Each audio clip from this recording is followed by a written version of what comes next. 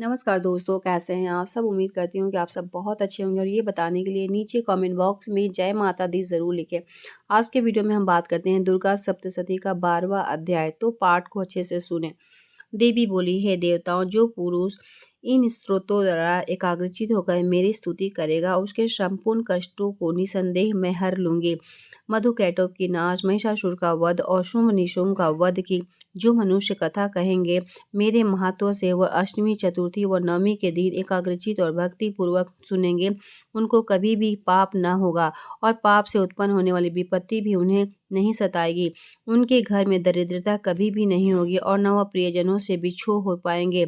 उनको किसी भी प्रकार का भय न होगा।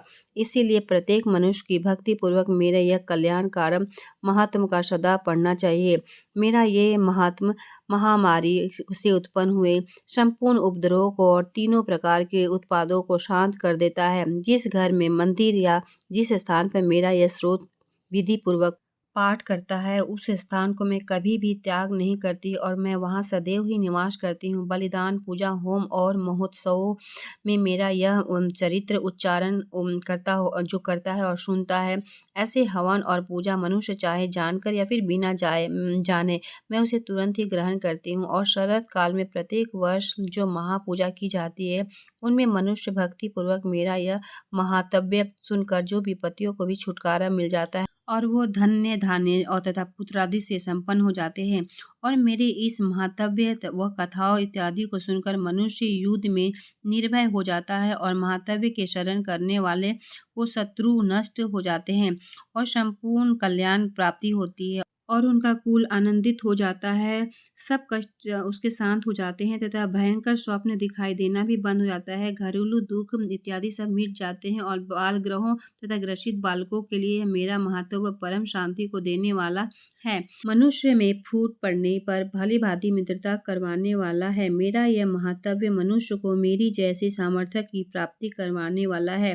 पुष्प, अक्षत, धूप, गंध, दीपक इत्यादि महा सामग्री द्वारा पूजन करने से, ब्राह्मणों को भोजन करवा के, हवन करके, प्रतिदिन अभिषेक करके, नाना प्रकार के भोगों को अर्पण करके और प्रत्येक वर्ष दान इत्यादि करके जो मेरी आराधना की जाती है और उससे मैं जैसे प्रसन्न हो जाती हूँ, वैसे ही प्रसन्न मैं इस चरित्र के सुनने से भी हो जाती हूँ। यह महात्म्य श्रवण करने पर पापों को हर लेती है और आरोग्य प्रदान करता है। मेरा प्रादुर्भाव का कीर्तन दुष्ट प्राणियों को रक्षा करने वाला है। युद्ध का भय उसे नहीं होता है। हे देवताओं, तुमने जो स्तुति की है अथवा ब्रह्मा जी ने जो मेरी स्तुति की है, वो मनुष्य की कल्याणकारी बुद्धि प्रदान करने वाली है। वन में सुने मार्ग में अथवा दावानल से घिरे जाने पर या वन में चारों ओर से घिरा हुआ या शत्रुओं के द्वारा पकड़ा हुआ, जंगल में सिंह से, व्याप्त से और जंगली हाथियों द्वारा पीछा किया हुआ, राजा के क्रोध हो जाने पर मारे जाने के भय से, समुद्र में नाव डगमगाने पर, भयंकर युद्ध में फंसा होने पर, किसी भी प्रकार की पीड़ित घोर बाधाओं से हुआ मनुष्य मेरे इस चरित्र को स्मरण करने से संकट से मुक्त हो जाता है। मेरे प्रभाव से सिंह, चोर या शत्रु इत्यादि दूर भाग जाते हैं और पास नहीं आते हैं। महर्षि ने कहा, प्रचंड पराक्रमी वाली भगवती चंडिका यूँ कहने के पश्चात सब देवताओं को के सामने देखते ही देखते अंतर ध्यान हो गई और संपूर्ण देवता अपने शत्रुओं के मारे जाने पर पहले ही की तरह ही यज्ञ, भाग और उपभोग करने लगे तथा उनको अपना अधिकार फिर से प्राप्त हो गया तथा युद्ध में देवताओं के शत्रुओं शुंभ और निशुंभ के देवी के हाथों मरे जाने पर जितने बचे हुए राक्षस थे सभी पाताल को चले गए। हे राजन, इस प्रकार से भगवती अंबिका नित्य करती हुई भी बार बार प्रकट होकर इस जगत का पालन करती है, इसको मोहित करती है, जन्म देती है और प्रार्थना करने पर समृद्धि प्रदान करती है। हे राजन, भगवती के महाप्रलय के समय महामारी का रूप धारण करती है और वही संपूर्ण ब्रह्मा को व्याप्त है और वही भगवती समय समय पर महाकाली और महामारी का रूप लेती है। वह स्वयं अजन्मा होते हुए भी सृष्टि के रूप में प्रकट होती है।